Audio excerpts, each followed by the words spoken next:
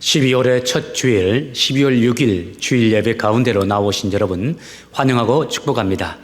우리 모두 함께 성령의 열매를 강구하면서 주 앞으로 나가겠습니다. 우리가 맺어야 할 성령의 열매는 사랑과 희락과 화평과 오래 참음과 자비와 양성과 충성과 온유와 절제니. 아멘. 찬송가 28장 복의 근원 강림하사 찬송하게 하소서. 찬양하겠습니다.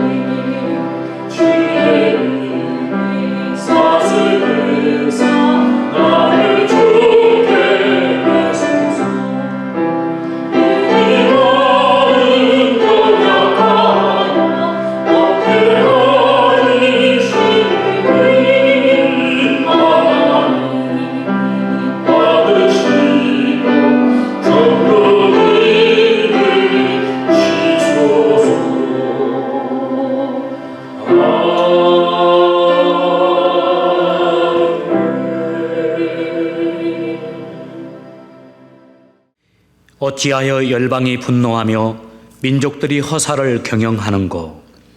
세상의 군왕들이 나서며 관원들이 서로 꾀하여 여호와와 그의 기름 부음 받은 자를 대적하며 우리가 그 맨 것을 끊고 그 결박을 벗어버리자 하도다. 이에 하늘에 계신 자가 웃으시며 주께서 저희를 비웃으시리로다. 그때 분을 발하여 진노하사 저희를 놀래어 이르시기를 내가 나의 왕을 내 거룩한 산 시온에 세웠다 하시리로다. 내가 영을 전하노라. 여호와께서 내게 이르시되 너는 내 아들이라. 오늘날 내가 너를 낳았도다. 내게 구하라. 내가 열방을 유업으로 주리니 내 소유가 땅끝까지 이르리로다. 아멘. 우리의 힘과 소망, 생명 되신 아버지 하나님, 지난 11개월 동안 우리의 삶을 지키시고 인도하여 주셨고, 오늘 12월 첫 주일을 주 앞에서 예배드리며 한 달의 삶을 시작할 수 있는 은혜를 저희들에게 허락해 주심을 감사를 드립니다. 주님, 오늘도 우리에게 찾아오셔서 우리에게 말씀하여 주시고 우리의 마음을 만져주시며 하나님이 기뻐하는 사람들로 변화시켜 주옵소서. 신령과 진정으로 온 마음을 다해 예배를 드리는 참 예배자들 되도록 우리를 주장하여 주시고, 하나님께서 예비하신 은혜와 사랑으로 우리 모두가 회복되어지는 큰 은혜의 시간 되게 하여 주옵소서. 온라인을 통해서 가정에서 예배하는 모든 성도들 한 사람 한 사람 주 앞에 나아가 주님과 단독자로 서게 도와주시고, 주님을 만나고 주님의 만지심을 경험하고 하나님이 원하시고 바라시는 하나님의 사람들로 세워지는 귀한 예배가 되게 하여 주옵소서. 주께 감사하며 예수님의 이름으로 기도합니다. 아멘. 우리 모두 함께 신앙을 고백하겠습니다. 전능하사 천지를 만드신 하나님 아버지를 내가 믿사오며 그 외아들 우리 주 예수 그리스도를 믿사오니 이는 성령으로 잉태하사 동정녀 마리아에게 나시고 본디오 빌라도에게 고난을 받으사 십자가에 못 박혀 죽으시고 장사한 지 사흘 만에 죽은 자 가운데서 다시 살아나시며 하늘에 오르사 전능하신 하나님 우편에 앉아 계시다가 저리로서 산자와 죽은 자를 심판으로 오시리라. 성령을 믿사오며 거룩한 공예와 성도가 서로 교통하는 것과 죄를 사여 주시는 것과 몸이 다시 사는 것과 영원히 사는 것을 믿사옵나이다. 아멘. 우리 다 같이 자리에서 일어나셔서 십자가를 질 수 있나 찬양하겠습니다.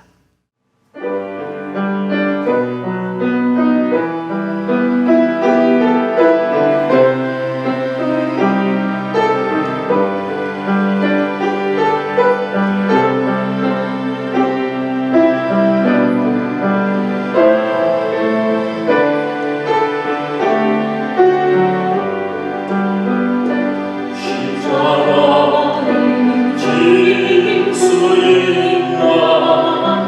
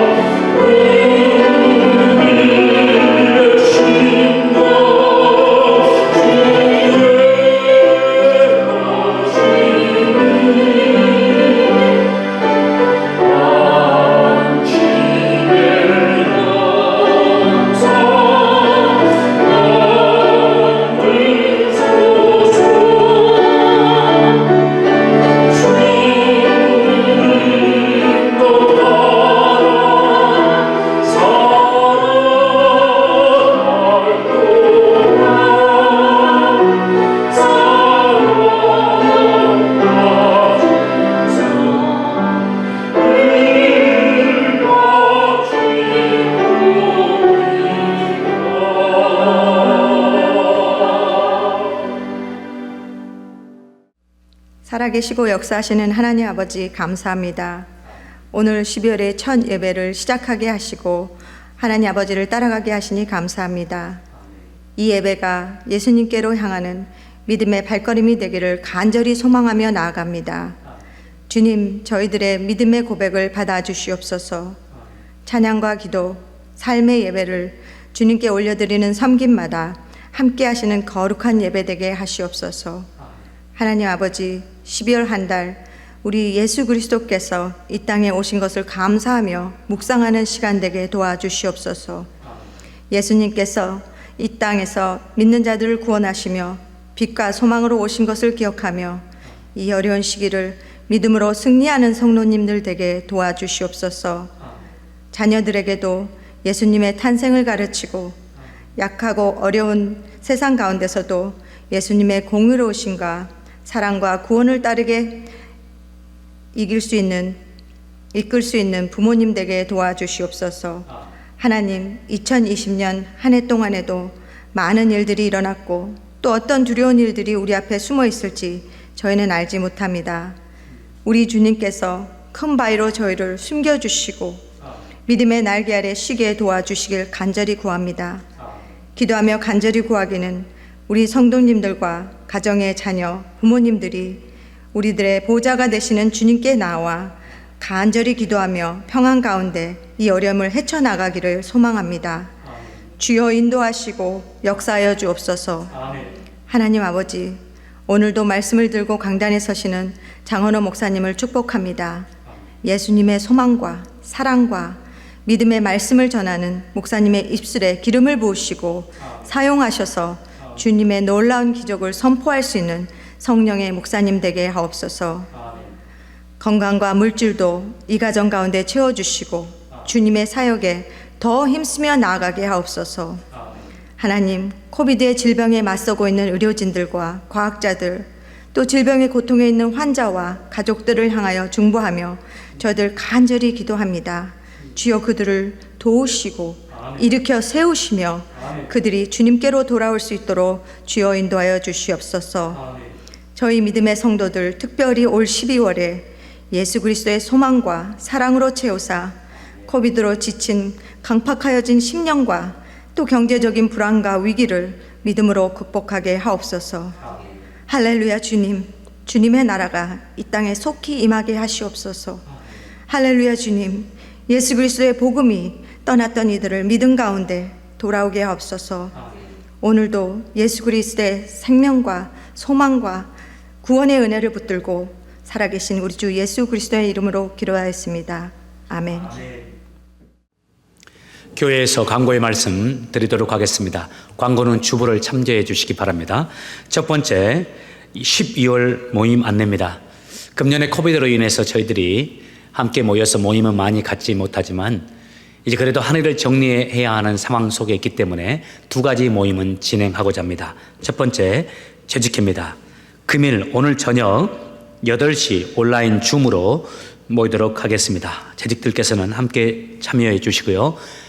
우리가 금년에 어려움이 있었지만 그래도 하나님께서 각 부서를 통해서 하나님이 이루어 주신 일들, 부서장들 그 일들 짤막하게 준비하셨다가 그 재직회 때 보고해 주시기를 부탁을 드립니다. 두 번째, 공동의회 안내입니다. 12월 13일 다음 주 주일 예배 후에 저희들 공동의회로 모이도록 하겠습니다. 부득불 교회에서 공동의회를 진행합니다. 코로나 바이러스로 인해서 교회에 나와서 예배드리는 것이 어려운 분들은 굳이 교회에 나오시지 않아도 괜찮습니다. 여러분들 가정에 주보를 보내고 있는데 그 주보에 우리 결산 이 모든 사항을 보고해 드리도록 하겠습니다. 특별히 다음 주 공동의회 하는 주간에는 여러분 꼭 교회 예배 시작 10분 전에 교회에 와 주시기를 부탁을 드립니다. 안전을 위해서 저희들이 더 마음을 써 주었으면 합니다. 본당에 적정 인원이 차면 식당으로 혹은 또 식당도 찬다면 또 교육관으로 보내어서 예배를 드리도록 하겠습니다. 여러분 꼭 협조해 주시길 부탁을 드립니다. 혹여라도 예배 시간에 늦으면 여러분 집으로 교회로 오시다가 교회로 오지 마시고 가정으로 돌아가셔서 온라인으로 예배를 드려 주시길 바랍니다. 다음 주에도 그렇고 코로나가 끝날 때까지 예배 시간에 정시에 오지 못하겠다, 늦겠다 생각하신다면 여러분 꼭 가정으로 가셔서 온라인으로 예배를 드려주시기를 부탁을 드립니다. 두 번째 광고입니다. 본당 주일 예배 구역별 오픈 안내 여러분 기록되어 있습니다. 보시고 참조하시면서 협조해 주시기를 부탁을 드립니다. 세 번째, 안전한 교회 방문을 위한 실천 사항들 지금까지 잘 지켜주셨는데 앞으로도 끝까지 잘 지켜주시기를 부탁을 드립니다. 네 번째, 영혼관리 잘 하세요. 기도생활, 말씀생활 꾸준히 하시고 무엇보다 절제하기, 그리고 대신 감사하기, 그리고 이 시기 순종의 성품, 아멘의 성품을 가꾸는 그런 시기로 삼으시길 바랍니다. 다섯 번째 헌금 안내입니다. 코비드-19으로 인해서 어려운데 이 어려움 속에서도 하나님을 신뢰하고 하나님을 의지하면서 하나님의 나라와 영광을 위해서 물질을 하나님께 드리는 성도 여러분, 하나님께서 예배하시고 하나님께서 약속하신 축복이 여러분의 삶에 넘치시길 바랍니다. 하나님이 여러분의 삶을 지키시고 삶의 터전 가운데 놀라운 축복으로 함께해 주시기를 간절히 축복합니다. 나머지 사항은 주보를 참조해 주시기를 바랍니다. Good morning, everyone. Today Bible is Acts chapter 11, verse 24 through 30. 11, verse 24 through 30. Let's read together. He was a good man, full of the Holy Spirit and faith, and a great number of people were brought to the Lord. Then Barnabas went to Tarsus to look for Saul, and when he found him, he brought him to Antioch. So, for a whole year, Barnabas and Saul met with the church and taught great numbers of people. The disciples were called Christians first at Antioch. During this time, some prophets came down from Jerusalem to Antioch. One of them, named Agabus, stood up and, through the Spirit, predicted that a severe famine will spread over the entire Roman world. This happened during the reign of Claudius. The disciples, as each one was able, decided to provide help for the brothers and sisters living in Judea. This they did, sending their gift to the elders by Barnabas and Saul. Hello everyone. Today I want to say about our identity. If someone asks you like this, who are you? If they ask your identity, what is your answer? You may have a lot of answers. For example, I am student. I am man or woman. I am father or mother. I am good or kind person, and so on.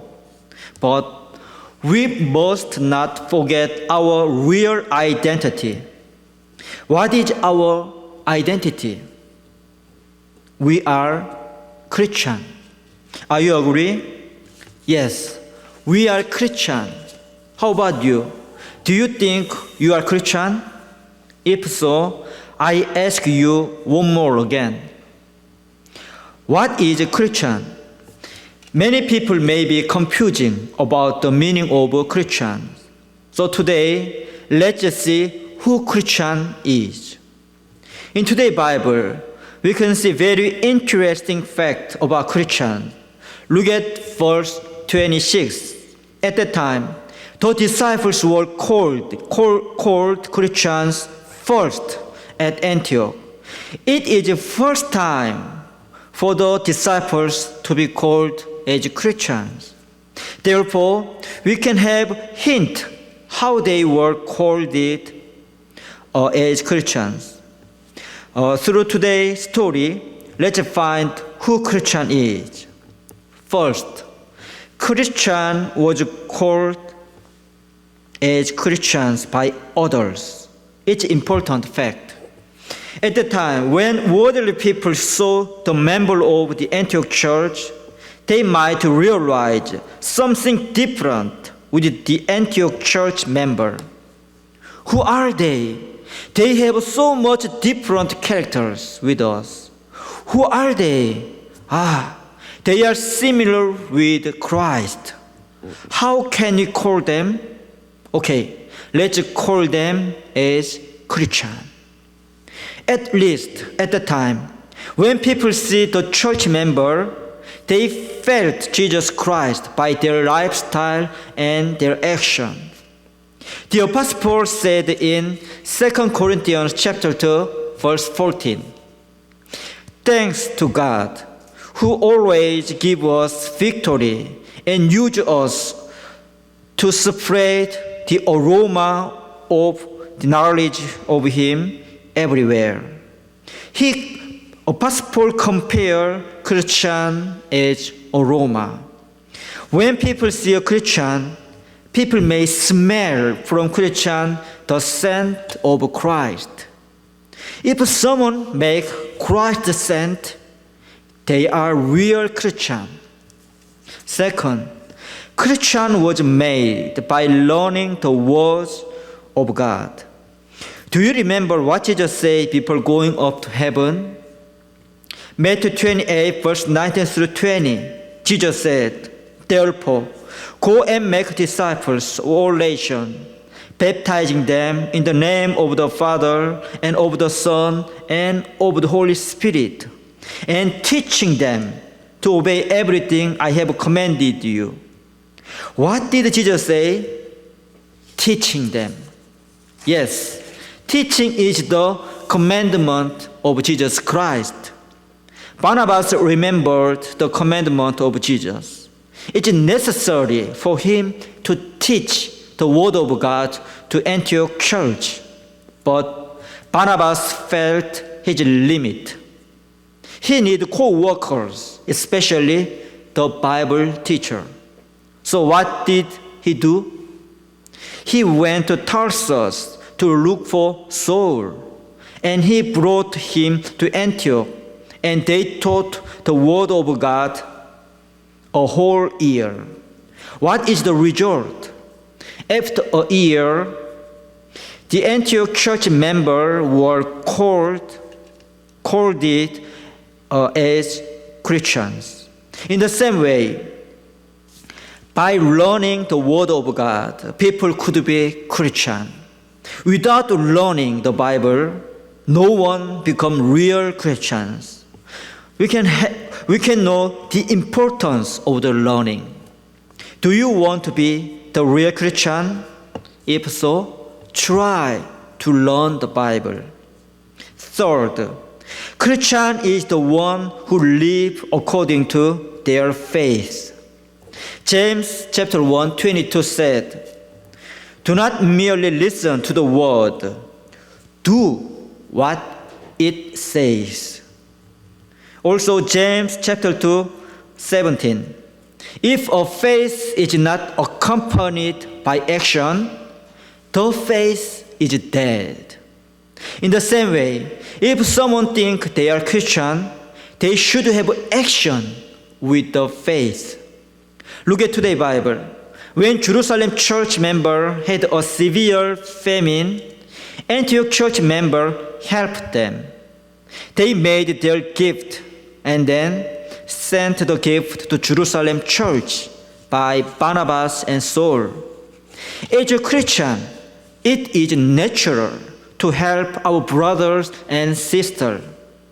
There is a story in Matthew 22, verse 35 through 39. One day, an expert in law asked Jesus, "Teacher, which is the greatest commandment in the law?" Jesus replied, "Love the Lord your God with all your heart and with all your soul and with all your mind. This is the first and greatest commandment. And the second is like it. Love your neighbor as yourself. In the same way, if you love your God, you should also love your neighbor." The Antioch church showed their love to people so that people call them as Christians. Today, we look at the characters of a Christian. in the Antioch church. First, they were called it as Christian by others. Second, they learned the words of God. Third, they had action according to their faith. How about you? Are you called it Christian by others? Are you trying to learning the words of God? Are you living with action according to your faith? We should look at our mind and our action and let's try to become the real Christian. We should really become the real Christian, which is not just option but essential. Why?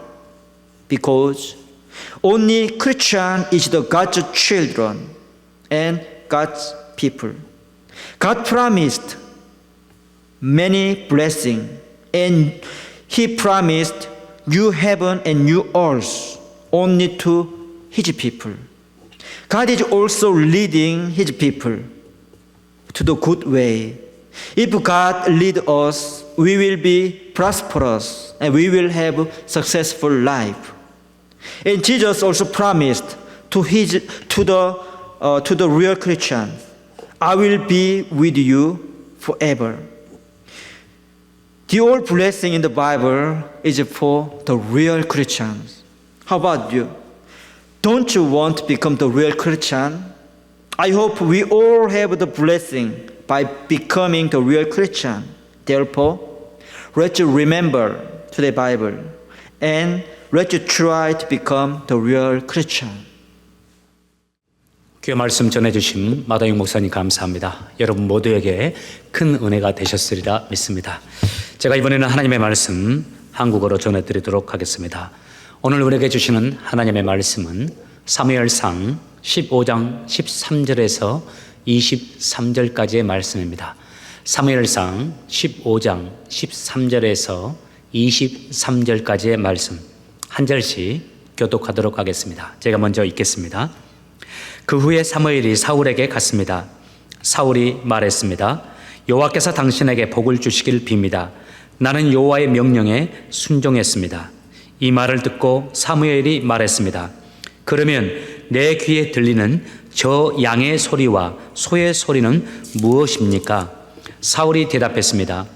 군인들이 아말렉 사람들에게서 빼앗은 것입니다.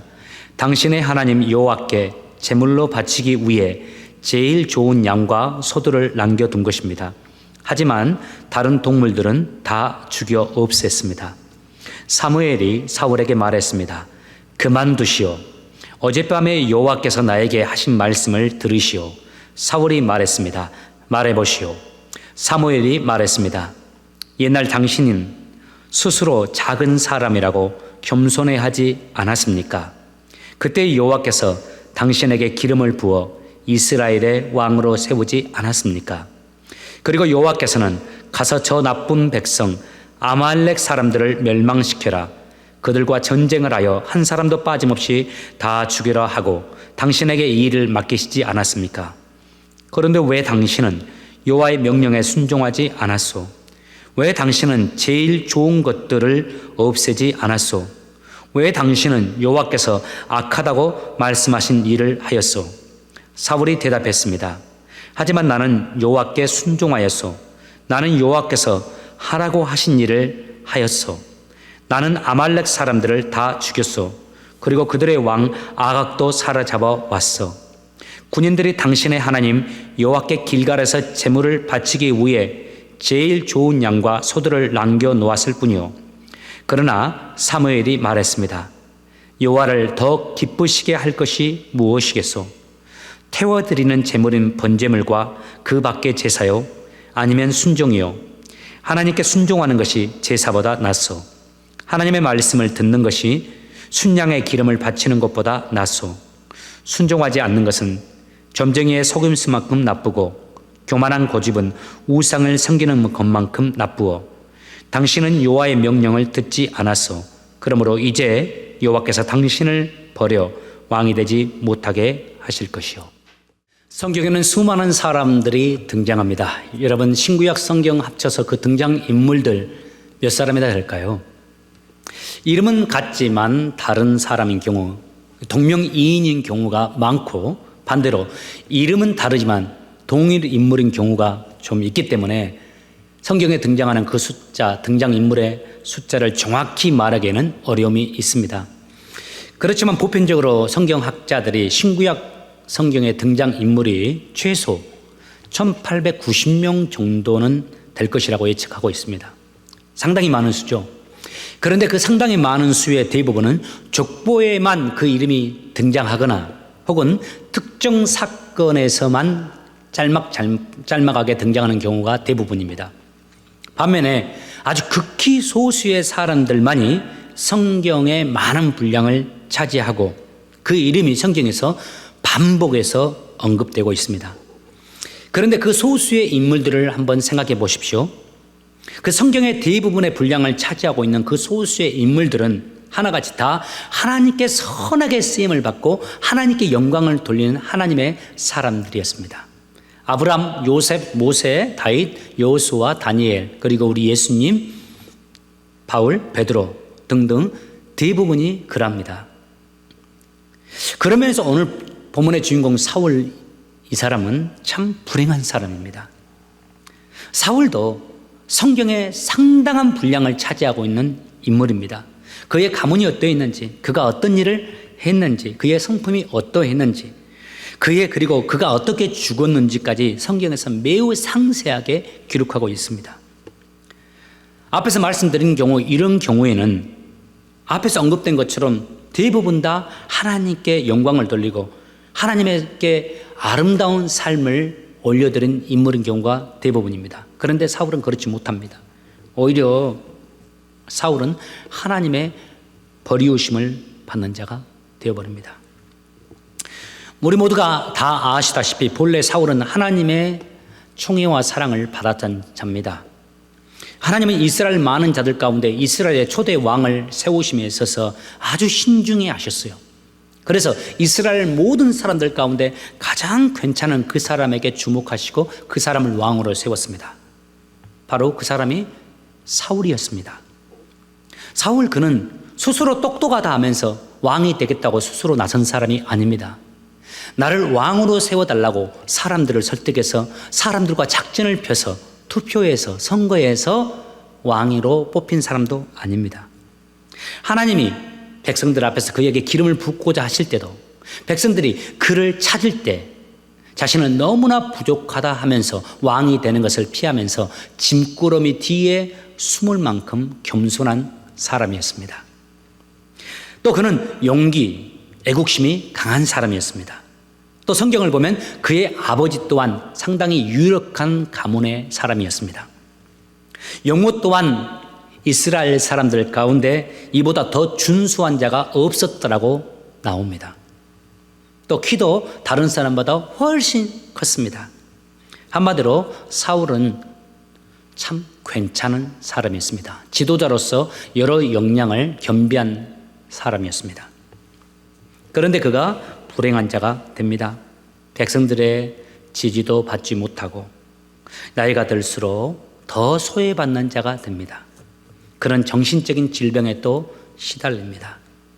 또 그는 자신의 가족들을 곤란하게 만듭니다. 그리고 더 나아가 자신의 가족들을 불행하게 만들어 버립니다. 그러다가 하나님의 버리우심을 받게 되고 그가 초라해질 대로 초라해지다가 스스로 마침내 목숨을 끊는 것으로 자신의 인생을 마감합니다. 여러분 질문입니다. 사울은 어떻게 하다가 이런 인생이 되었을까요? 하나님께서 주목하시고 왕으로 세울 만큼 괜찮았던 그 사울이 어떻게 하다가 이런 사람, 이런 인생이 되었을까요?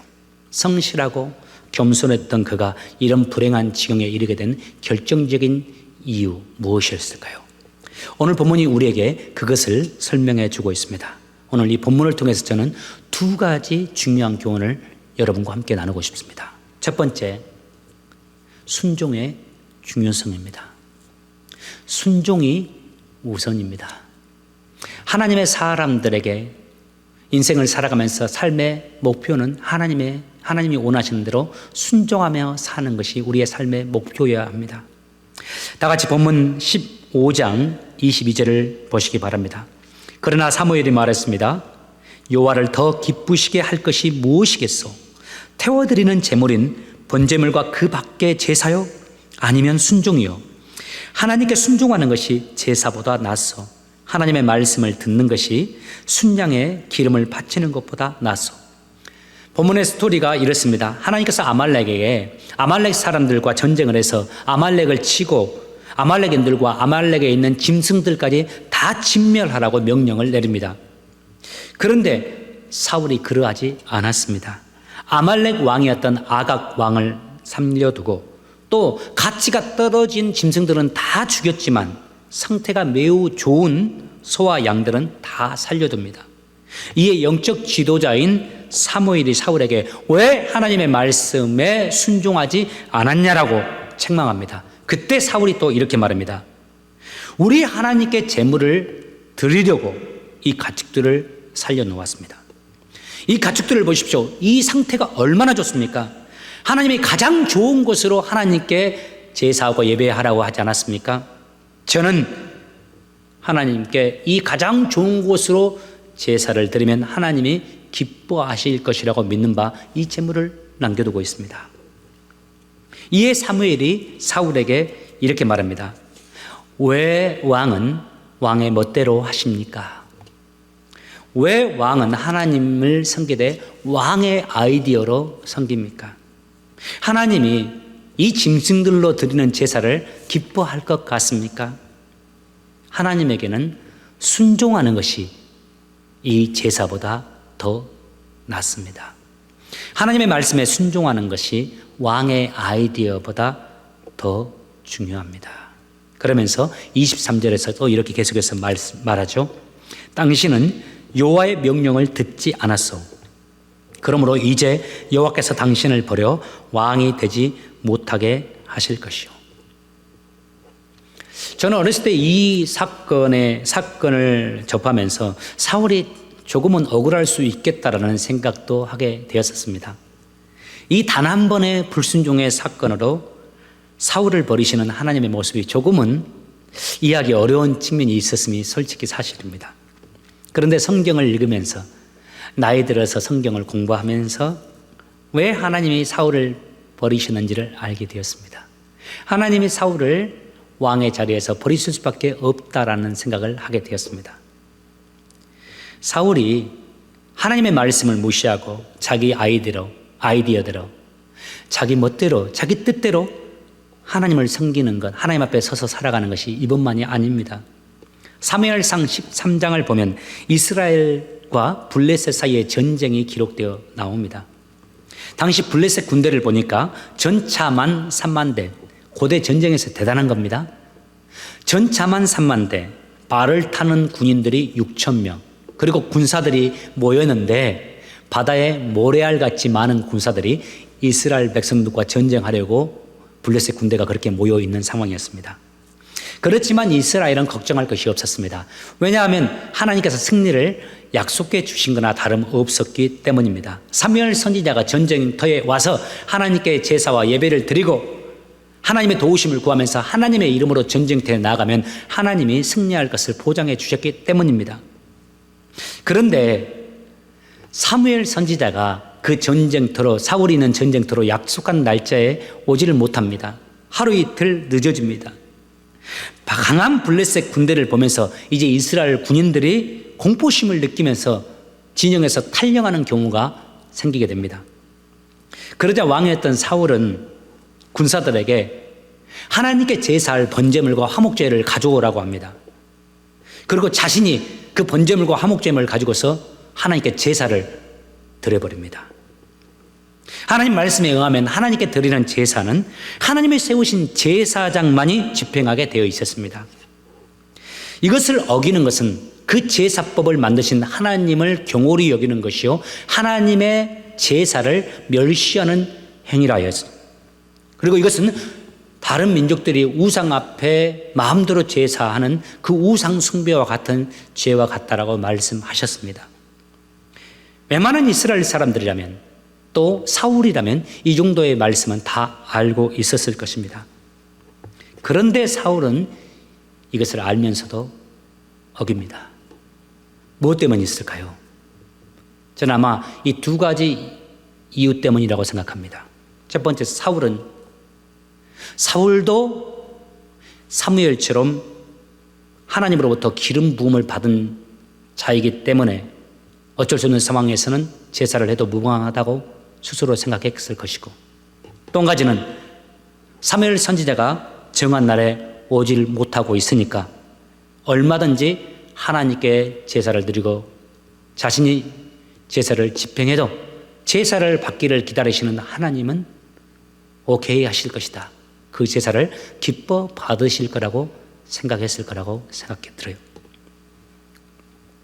이에 얼마 지나지 않아서 사무엘이 도착합니다. 그리고 사무엘이 사울에게 이렇게 말합니다. 사무엘이 말했습니다. 당신은 바보 같은 짓을 하였어.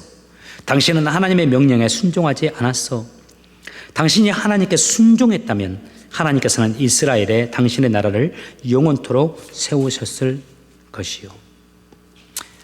이 두 사건에서 공통점이 두 가지가 발견됩니다. 첫 번째, 이 두 가지 사건은 모두 다 하나님을 높여드리는 제사 혹은 예배와 관련이 있습니다. 그런데 하나님을 섬기고 하나님을 높여드리는 이 제사, 두 번째 공통점, 사울은 자기 방식대로, 자기 편한 대로, 자기 편의대로 하나님을 섬기는 겁니다. 이 두 사건만 우리가 볼 수 있지만은 이 두 사건 이외에도 사울의 일상이 이러했다라는 것을 우리가 알 수 있을 겁니다. 하나님을 믿고 섬기지만 하나님 뜻대로 한다 하면서도 자기 편의대로, 자기 원하는 대로, 자기에게 좋은 대로 하나님을 섬기고 정책을 펴나갔을 겁니다. 지금 이스라엘은 초대 왕이 세워지고 한 나라의 국가로서 막 출발하는 그 시점에 있는 상황이었습니다.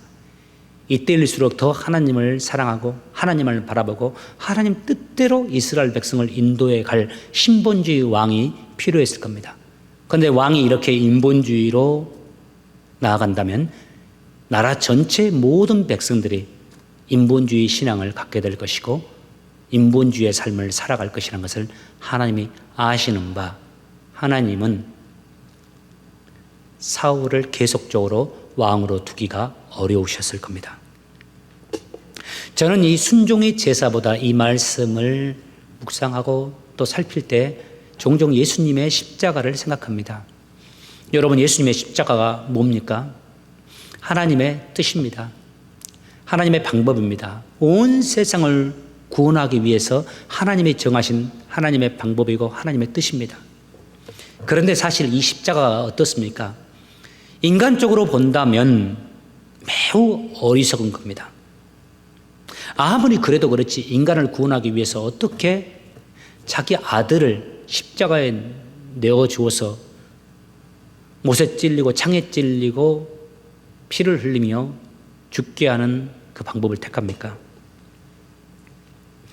처참하고 잔인한 방법입니다. 그 방법으로 세상을 구원한다라는 거 동의하기 힘들 겁니다. 혹은 반감이 생기게 하는 방법입니다. 오히려 예수님께서 십자가를 지지 않으시고 이 땅에 사시면서 많은 선한 일을 행하시고 사람을 구원하시고 하나님의 말씀을 전하시면서 기적과 능력으로 세상을 구원하시고 세상 사람들을 변화시켰다면 얼마나 좋겠습니까?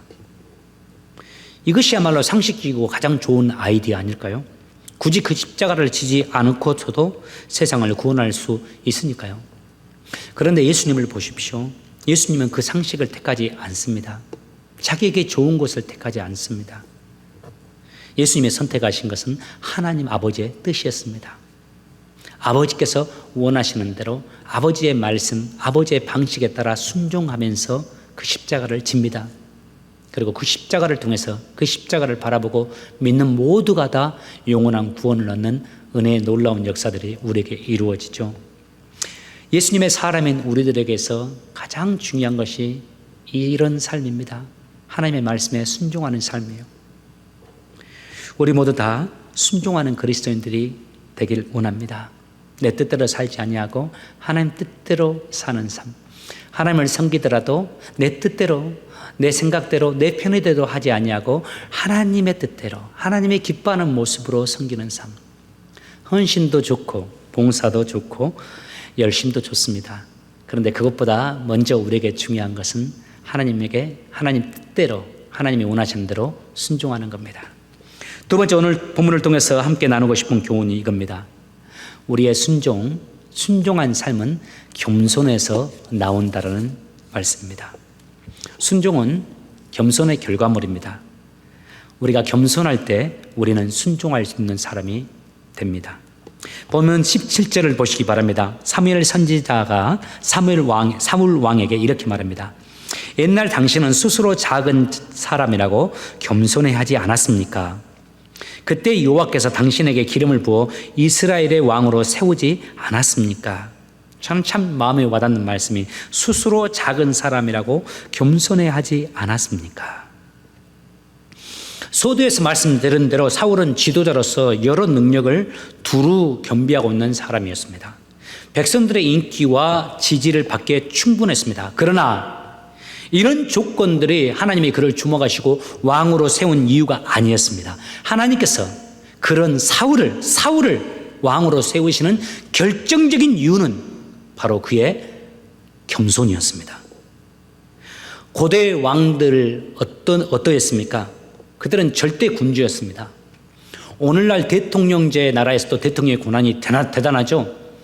그러나 그 고대 시대의 왕과 현재의 대통령은 비교 자체가 안 됩니다. 왕은 절대 권력과 절대 힘을 가진 자였습니다. 그뿐만 아니라 부귀 영화를 다 갖는 존재였습니다. 그래서 왕이 되면 누구나 쉽게 교만해지기 마련이었습니다. 그러나 하나님께서 사울을 볼 때 사울은 그렇게 되지 않을 거라고 여기셨다는 겁니다. 하나님께서 사울을 왕으로 세워주셔도 사울 자신은 스스로 너무나 부족한 사람임을 알기 때문에 하나님 앞에 겸손히 행하고 하나님이 원하시는 대로, 하나님의 뜻하시는 대로 하나님의 뜻에 순종하면서 이스라엘 백성들을 잘 인도해 가면서 이스라엘과 이스라엘 백성들을 이롭게 해줄 사람이라고 생각했던 겁니다. 그런데 왕이 된 사울에게 가장 중요한 그 결정체, 겸손이 보이지 않습니다. 그 대신 그에게서 이것이 보입니다. 12절을 보시기 바랍니다. 사울은 갈멜로 가서 자기 이름을 기리기 위해 기념비를 세웠습니다. 하나님의 도우심으로 아말렉과의 전쟁에서 이긴 뒤로 그가 기념비 하나를 세웁니다. 그 전쟁에서 승리한 자기 이름을 새겨 넣어서 자기 일을 기념하기 위해서 기념비를 세운 겁니다. 그리고 30절, 그 기념비를 세우면서 하나님의 뜻대로 순종하지 않는 사울을 책망하는 사무엘의 말을 듣고서 사울이 이렇게 말합니다. 30절, 사울이 대답했습니다. 내가 죄를 지었어. 하지만 내 백성의 장로들과 이스라엘 백성들 앞에서는 나를 높여주시오. 여러분, 이 사울의 모습이 어떻게 보입니까? 정말 안타까울 따름입니다. 하나님이 자신을 왕으로 세우려 할 때, 하나님의 사람들 앞에 자신을 높이사 왕으로 세우려 할 때 사울이 어떠했습니까? 자신은 너무 부족한 자라 하면서 짐꾸러미 뒤에 숨었던 겸손한 사울의 모습, 오늘 본문의 모습과는 정반대의 모습이죠. 사울은 지금 스스로 자기 자신을 높이려 하고 있습니다. 스스로 자기 자신을 드러내려 합니다. 인정받고자 하는 욕구가 충만해 있는 상태입니다. 그리고 이를 위해서 기념비를 세웁니다. 또 사무엘의 책망을 듣고서 회개해도 부족해 할 텐데 오히려 사람들 앞에서는 자신을 높여달라고 사무엘에게 부탁을 합니다. 자신의 잘못을 정확히 인지를 못하는 상태고 부끄러워할 줄을 모르고 영적 판단력이 희미해진 상태입니다. 하나님께서는 겸손한 사울을 세상의 성공자가 되게 해주셨습니다. 그에게 권력도 주어주시고 쥐어주시고 부귀영화도 허락해 주셨습니다. 겸손한 그를 왕으로 세우셔서 그를 축복할 뿐만 아니라 그를 통해서 이스라엘 백성들을 축복하기를 원하셨습니다. 그런데 안타깝게도 사울은 왕이 된 뒤로 변합니다. 어느 사이에 겸손이 사라져 버렸습니다. 순종도 없습니다. 하나님의 도움이 필요해서 순종은 하되 자신의 말에 의하면 순종이지만 하나님의 원하시는 모습이 아닌 자신이 원하는 모습으로 적당히 순종합니다. 그런 사울의 모습을 보시면서 성경에 보면 하나님이 후회하셨다고 말씀합니다.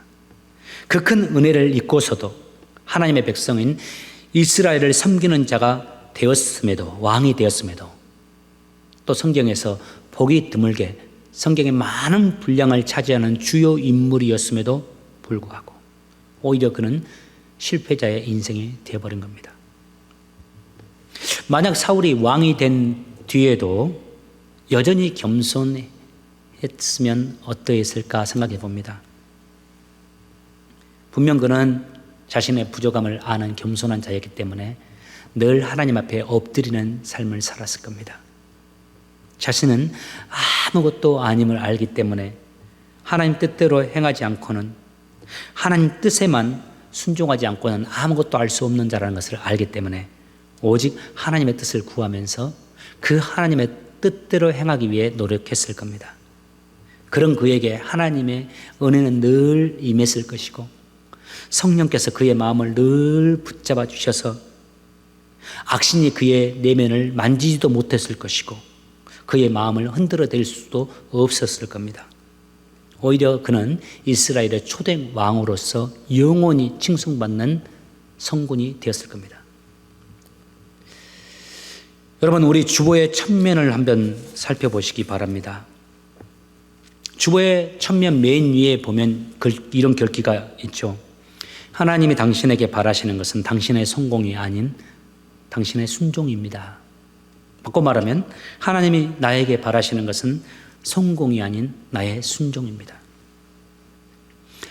지난 3월 초 우리 코로나 때문에 우리 교회가 예배를 드리지 못하고 클로즈하게 되었을 때부터 이 주보의 맨 위에 글귀가 바뀌었습니다. 그 이전에는 푸른 마르고 꽃은 시드나 하나님의 말씀은 영원히 서리라, 그 글귀가 그 3월 이전에 주보의 맨 위에 새겨져 있었어요. 그런데 코로나로 인해서 우리가 함께 모이지 못하고 훈련받지 못하는 상황이 되었을 때 제가 그 주보의 맨 위에다가 이 글귀, 하나님이 바라시는 것은 우리의 성공이 아닌 우리의 순종입니다라는 글귀를 집어넣었습니다. 왜 그랬을까요? 우리 교회를 비롯해서 세상의 대부분의 교회가 이전과는 다른 상황 속에 놓여 있습니다. 하나님의 교회에 나와서 정기적으로 예배를 드리고 훈련을 받고 성경을 공부하는 그런 모임들을 함께 하지 못하는 힘든 기간 속에 있어요. 그런데 이런 상황이 길어짐으로 인해서 우리의 신앙이 상승보다는 하강하기 쉽습니다. 우리의 영성이 악화되기 쉽습니다. 이런 시점에서 우리가 마음에 새기면서 우리의 목표로 삼고 살아갔으면 하는 바가 이것이었기 때문입니다. 바로 삶 속에서 하나님이 원하시는 모습으로 순종하는 겁니다. 지금 제도적인 예배는 어려워졌습니다. 과거에 굳이 비교하자면 제사 드리기가 힘들어졌다는 겁니다. 비록 제도적인 예배는 어려워지고 약해졌지만 저는 우리의 순종은 더욱 강력해지길 바랍니다. 비록 우리의 섬김과 훈련은 약해졌지만 우리의 모습은 이전보다 더 아름답게 하나님이 원하시는 모습으로 순종의 삶이 되기를 원합니다. 주님 말씀에 기록되어 있지 않습니까? 제사보다 순종이 낫다고요. 제사가 의미 없다는 것은 아닙니다. 중요한 거 순종이 더 중요하다는 말씀입니다. 여러분, 오늘 순종하는 사람으로 우리 모두가 세워지길 바라고 12월 한 달 순종하는 삶으로 하나님을 영화롭게 하는 우리 모두가 되시기를 주의 이름으로 축복합니다.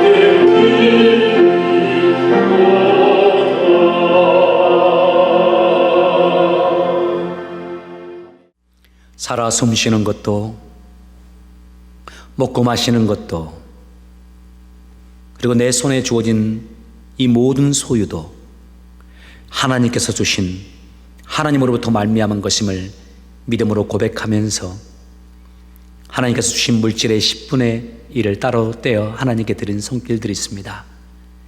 주님, 그 손길 가운데 기름을 부으셔서 복되게 도와주시고 삶의 주인 되신 하나님으로 인한 행복과 형통의 은혜를 누리며 살아가는 믿음의 자손들 되게 하여 주옵소서. 하나님이 내 삶에 베풀어 주신 은혜에 감사하면서 감사의 예물을 하나님께 드리는 손길들이 있습니다. 주님, 그 감사가 심겨져서 자라나게 도와주시고 그 감사가 열매 맺게 도와주시며 그 감사로 인해 하나님께 영광을 돌릴 뿐만 아니라 행복을 노래하며 하나님께서 주신 은혜 안에서 승리하는 인생들 되도록 주여 역사에 주옵소서. 여러 가지 제목으로 하나님의 나라와 하나님의 영광을 위해서 물질을 하나님께 올려드린 손길들이 있습니다. 30배, 60배, 100배의 축복으로 갚아주시고 하나님이 주신 위로와 기쁨과 힘이 넘치는 믿음의 사람들 되게 하여 주옵소서. 이제는 우리에게 생명 주신 우리 구주 예수 그리스도의 은혜와 우리를 사랑하시되 끝까지 사랑하시는 우리 하나님의 크신 사랑과 항상 우리를 도와주시고 가르치시고 인도하시고 응원해 주시는 성령님의 감동 감화 역사하심이 순종의 삶으로 나가고 순종으로 내 인생을 주께 드리기를 소망하고 다짐하는 사랑하는 성도들 위에, 그들의 삶의 터전 위에, 그리고 주께서 세우신 우리 교회 위에 지금으로부터 영원토록 함께 계실지어다. 아멘.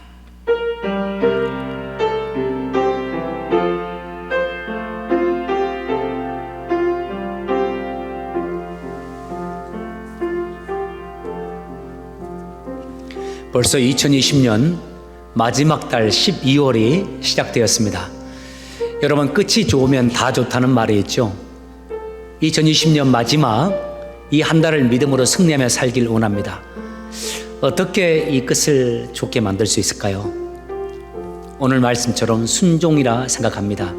12월 한 달 동안 하나님께서 원하시는 모습대로 순종하며 살길 원합니다. 비록 부족하지만 겸손히 순종하면서 하나님 앞에서 하나님께 아름답게 삶의 제사를 드리는 저희들 되길 원합니다. 여러분, 한 주간 동안 순종의 삶을 사시고 각자의 불러주신 초소 속에서 아름답게 삶의 예배로 하나님을 예배하는 여러분 되시길 바랍니다. 여러분, 12월 한 달 승리하시길 바랍니다. 여러분 응원하고 축복합니다. 사랑합니다. 감사합니다.